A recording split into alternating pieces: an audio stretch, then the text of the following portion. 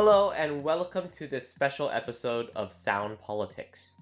Today is Monday, November 4th, 2024, the last day before Election Day.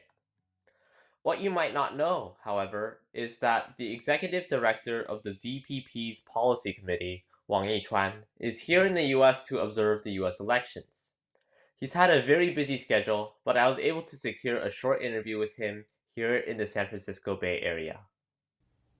So my first question is concerning Taiwan's legislative branch, controlled by both the KMT and TPP.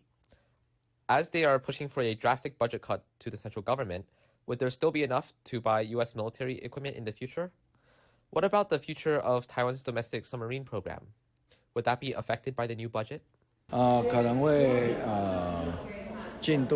Progress could be delayed, which could also cause countries planning military cooperation with Taiwan to hesitate.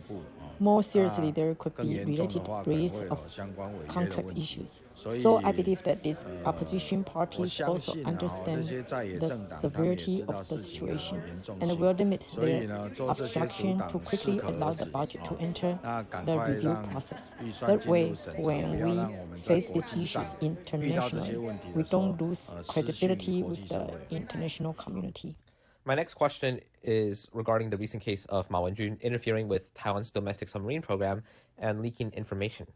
Will there be further investigations or prosecutions in the coming months, or will this matter just fade away? Ma Wen-jun case has already entered judicial proceedings. It will be investigated through the judicial system, so I have no comment. Within Taiwan, because of certain legislators who have ulterior motives, the legislature yuan might need to establish self-regulation and implement them precisely. Japan just had its general election, and the new government and current situation is not as stable. Do you believe this will have any impact on Japan-Taiwan relations? Not at all. Japanese political parties across the aisles are generally quite friendly towards Taiwan, so Japan-Taiwan relations should not change significantly.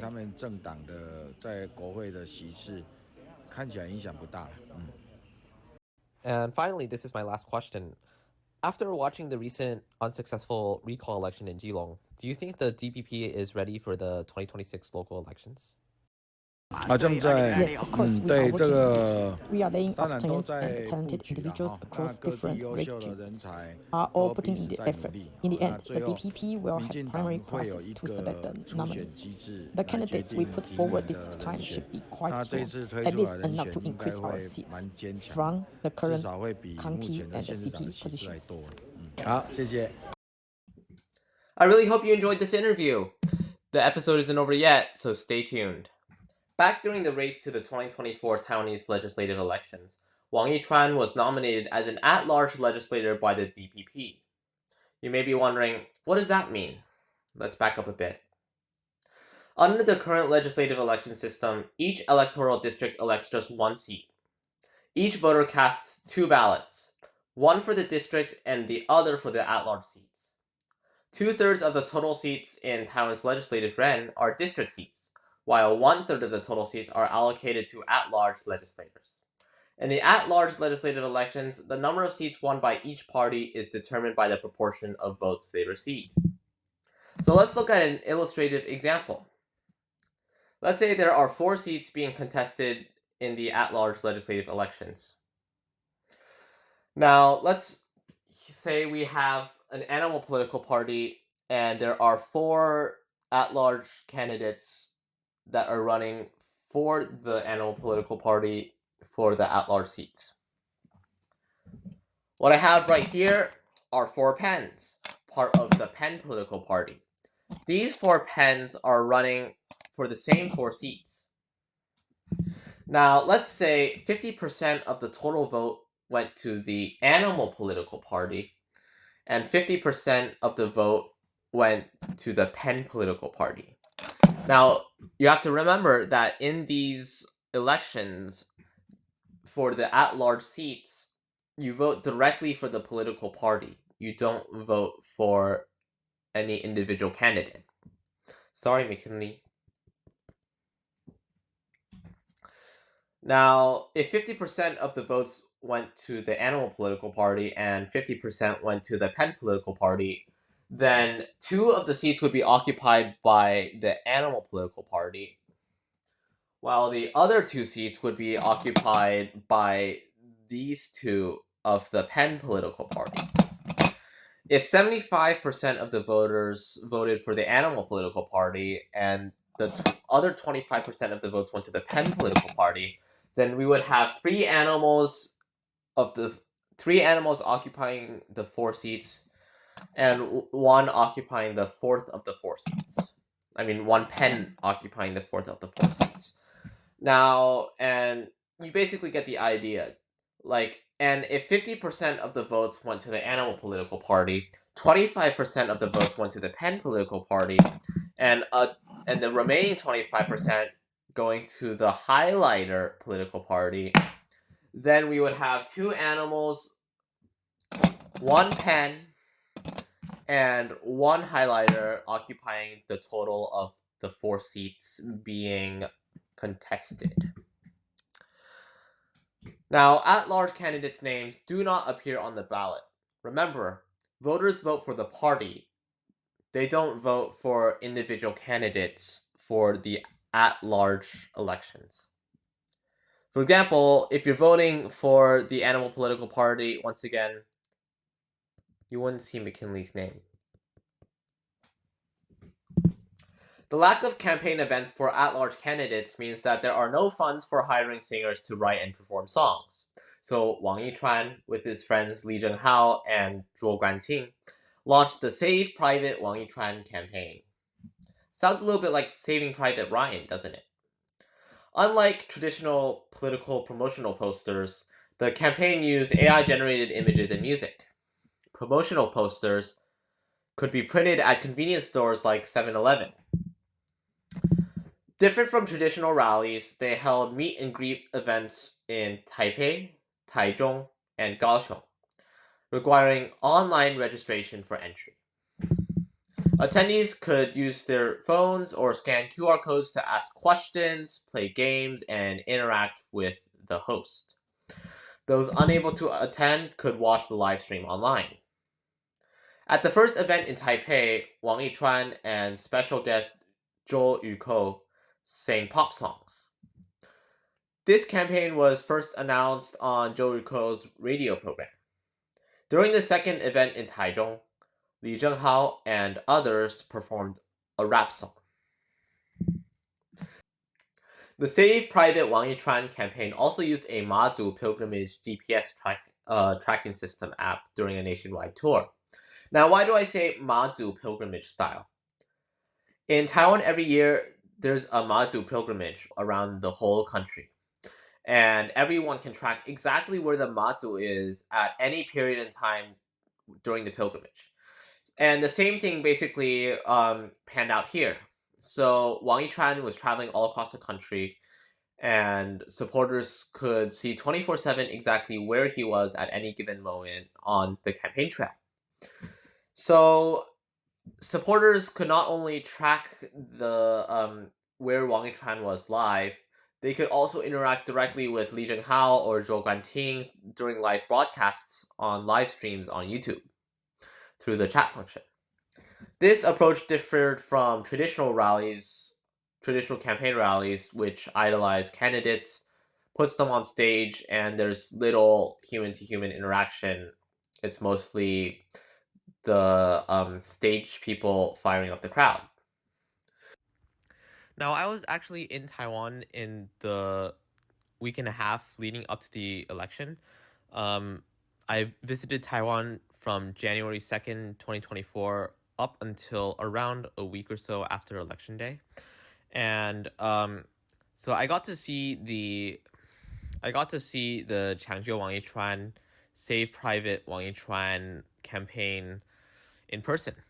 And during my visit to Taiwan, there was actually a photograph of a DPP supporter in a campaign rally that was featured as the main photo in Guardian News' photo of the day for the January 11th, 2024 issue.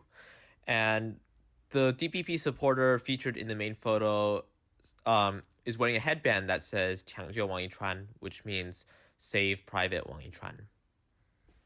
And it's pretty crazy how this was chosen as the main photo, despite there being a lot more powerful images, especially in war-torn areas like Israel, Gaza, and Ukraine, which highlights how important preserving Taiwan's democracy has become.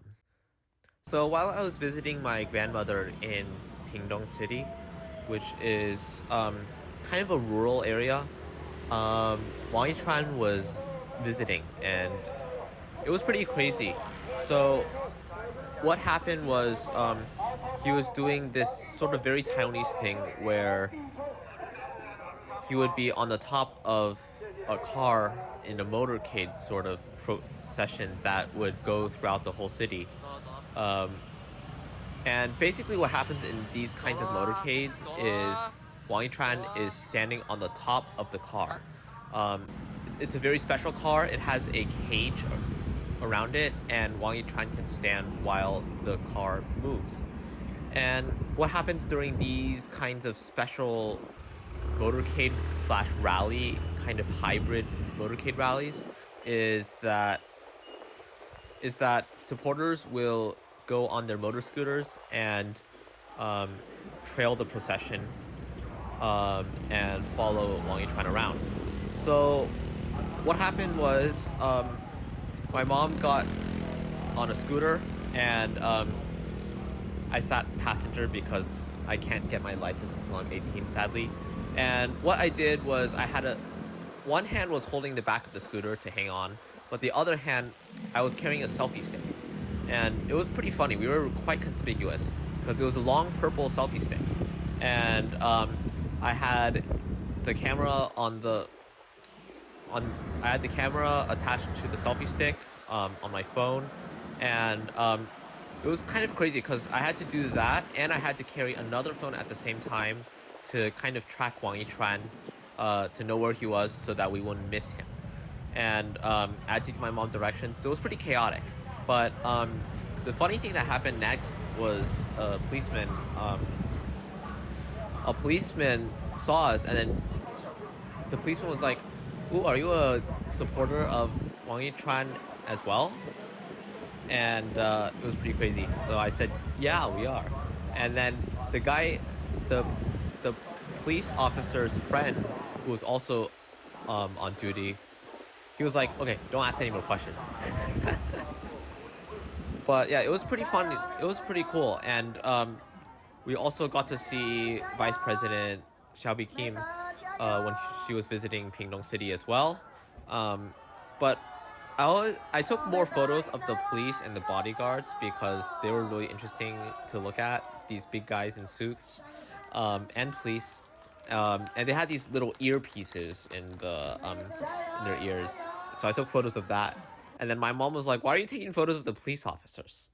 But it's all right. Now, I remember how I felt about the DPP's prospects back then. It didn't look really good. For me personally, this is why the Save Private Wang Yi-Chuan campaign was so galvanizing to me. Even though Wang Yi-Chuan didn't win in this election, the DPP outperformed the polls for the at-large legislative elections. With no budget, as Wang Yi-Chuan was not allowed to fundraise for himself, of course, and with not even a name on the ballot, he was able to use creative mediums like that GPS tracking app to interact with his audience in new and exciting ways.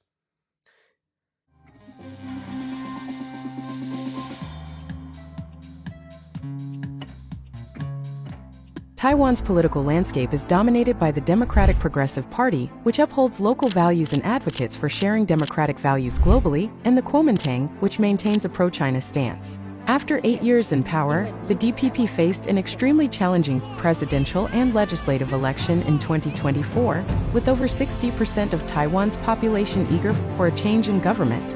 According to polls, 57 days before the election, the DPP trailed the KMT by 8.7% in party support. To expand the supporter base, some of the Pan-Green coalition rose to the challenge to turn the situation around, and a democratic carnival centered around positivity was born. Three Taiwan-oriented opinion leaders kicked off the campaign with a $3 headband and the slogan saving Private Wang Yi-Chuan. This marked the first ever campaign centered around saving a non-district legislator candidate. With AI-generated images, military-style packaging, K-pop idol group fan interaction modes, and talk show-style laughter-filled campaign events, a political frenzy swept across Taiwan in just 57 days. Even during the pre-election nationwide car rallies, endless streams of supporters' cars flooded the streets, with the car rally in the Democratic stronghold of Kaohsiung stretching over a kilometer long. Taiwan's media described this phenomenon as the continuous Chuan flow, democracy moving forward carnival. In the end, we proved that positivity force of our ideas and policies is the ultimate key to save the election. In terms of party votes, the DPP received 4.98 million votes, while the KMT garnered 4.75 million votes, narrowly surpassing the KMT by 1.58% despite initially trailing by over 10% in polls. The Saving Private Wang Yi-Chuan movement safeguarded Taiwan's democratic values and opened a new chapter in Taiwan's democratic elections with positive energy. Thank you so much for tuning in to this special episode of Sound Politics. As a reminder, tomorrow is election day, so if you can, please vote. And whatever you do, don't get so stressed about the election to the point that it affects your mental health. If you ever need a mental health break, cuddle a stuffed animal.